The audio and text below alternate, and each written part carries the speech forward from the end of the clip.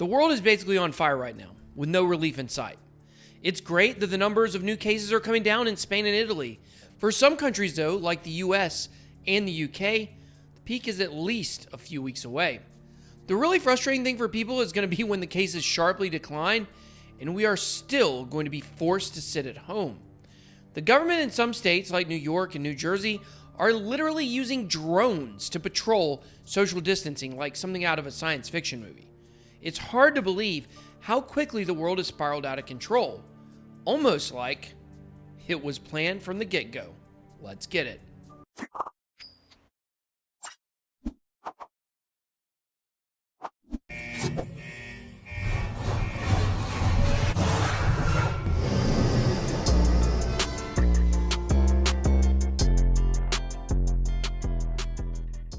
Hello and welcome to BitBoyCrypto, your one-stop shop for all things related to Bitcoin and cryptocurrency. I make videos on this channel almost every single day. If you like what you hear or see, then please make sure to hit the subscribe button and click the bell to turn on notifications. If you'd like to take the conversation even further, make sure to join one of my two Telegram groups or both of them, the Bit Squad for Crypto Chat or Bit Squad Traders, to discuss trading strategies. All right, guys, once again today, we are not going to be talking about crypto. We're going to be taking a deeper look down the conspiracy rabbit trail. Welcome to part 2 of my series, The $1 Trillion Gamble. In part 1, we looked at how Bill Gates and his foundation have been wreaking havoc in foreign countries under the banner of medical research, all factual. If you want to check out that video, please make sure to click the link above. Now in part 2, you're going to see exactly why he has been doing that. And what I uncovered for this video is going to absolutely shock you and change maybe the way you think about certain people in the public eye. The first thing you have to understand is why vaccines are such a big deal. They are single-handedly the most lucrative endeavor that any medical organization can undertake. You may say, BitBoy, but I thought it was prescription drugs. They make so much money. Well, let's talk about that. The family behind Purdue Pharma is named the Sacklers. What a bunch of sacks, right? Purdue Pharma is the company that created OxyContin, probably the worst drug ever released to the public. It's extremely addictive, and they knew that, and everybody knows that. When people can no longer get the prescription for whatever reason, they often turn to heroin as it's much cheaper also. And we know when people turn to heroin, it often leads them down a point of no return. In fact, heroin overdoses kill more people each year in America than even car accidents. So just how much blood money did the Sacklers make off of OxyContin? Well, they made close to $11 billion. Sounds like a lot of money, I know. But the problem with medical procedures and with prescription drugs is that both of those open up companies for lawsuits. If my kid died of a heroin overdose after our family doctor prescribed him OxyContin, then I'm going to sue the crap out of the doctor. That's a given. While the Sackler family made $11 billion, they're having to pay out more than $10 billion of that in judgments and lawsuits. And now the secret is out about how dangerous these pharmaceutical drugs are that doctors have been prescribing. But vaccines are ironically immune to these lawsuits. This means that if a company wins a patent for a vaccine, they're going to cash in big time. Cases against vaccines are handled totally different than supposedly frivolous lawsuits. You may not know this, but there's something called the National Vaccine Injury Compensation Program. This is a national program that was put into place in America in 1986, and 75 cents out of every dollar from a child's vaccine is a tax that goes into that program. Since 1988, $4 billion have been handed out through it. The former head of the vaccine court, Chief Special Master Denise Vowell, said about the program, "It is a no-fault compensation program designed to encourage vaccination, encourage vaccine manufacturers to continue making vaccines, and to compensate the small but significant number of people who are injured by a vaccine they receive." Simply put, the government wants vaccines to happen, and they do not want medical research companies feeling like they could get sued for making a vaccine. And not only that, the government basically mandates vaccines through local and state levels, forcing any kid who attends public school to receive one. If you happen to create one of these mandated vaccines, the returns are incredible. And of course, your profit can't be lost due to lawsuits. The tax covers that. Now, it's very important that we establish the amount of money that vaccines can bring in, because this brings us to our current pandemic and situation. I'm sure you've never heard the word vaccine said so many times in your life as you have recently. The talk about a miracle vaccine is so prevalent that it's being hailed as the savior of humanity whenever it comes. Many people agree that a possible worldwide mandated vaccine is coming. Some are saying that this is the mark of the beast and the end of the world. This is how the lizard people will control us. What if I told you it's actually much more simple than that? It's about money, potentially $1 trillion. And that is not an exaggeration.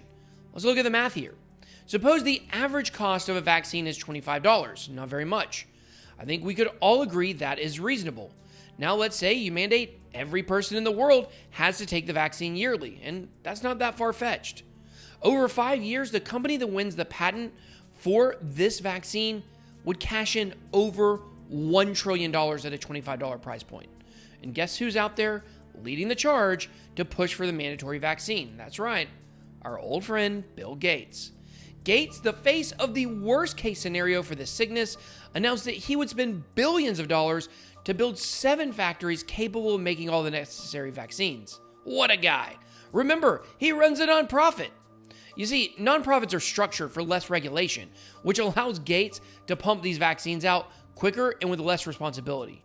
He's not donating billions. He's investing in these factories in hopes of cashing in on his $1 trillion gamble. I know, it sounds crazy. Well, just wait.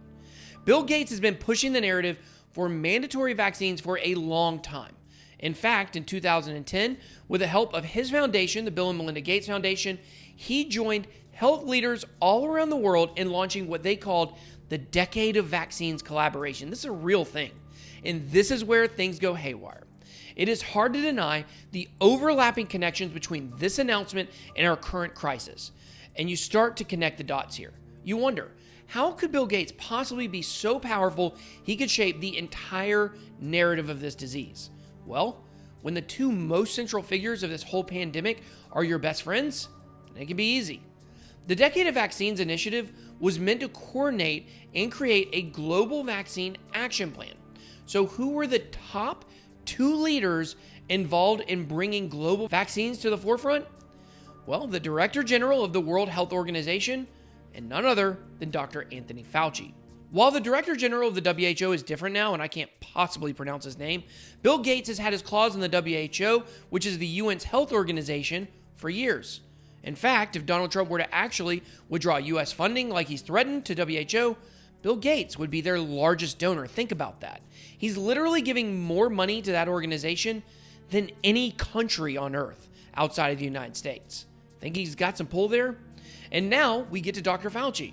He's become an absolute superstar during this debacle, but he certainly isn't moving away from the limelight, almost like he has something to gain when he speaks. He's constantly pushed a narrative that life cannot get back to normal until we have a vaccine. Weird. In fact, he's been the biggest naysayer of any possible treatment or cure to the disease. Is he trying to get people to be cautious, or is he up to something much more sinister? Because if the sickness were able to be easily treated by something like hydroxychloroquine, then that could negate the need for a mandatory worldwide vaccine. And you may say, little Tony would never do that, he's a great guy. Let me tell you this, there isn't a public official in Washington, D.C. that lasts multiple administrations of both political parties without having a little bit of snake in them. And Dr. Fauci's made it all the way since the Reagan administration. Now, there are people that believe that Dr. Fauci, working alongside Dr. Birx and many other medical professionals, overinflated the connection between HIV and AIDS. But the fact is that Dr. Fauci is seen as the savior of AIDS, which was also considered a pandemic by the WHO. In fact, the HIV/AIDS pandemic was the largest since the Spanish flu in the 1900s, with millions of people who died from it. So Dr. Fauci led us to the promised land once before, and guess who's here again to be the savior of humanity?